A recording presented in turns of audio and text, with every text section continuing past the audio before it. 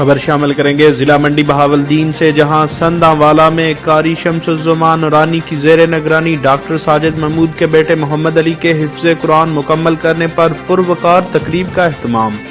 تقریب میں کیک کاٹا گیا اور پرتکلف ظہرانہ دیا گیا۔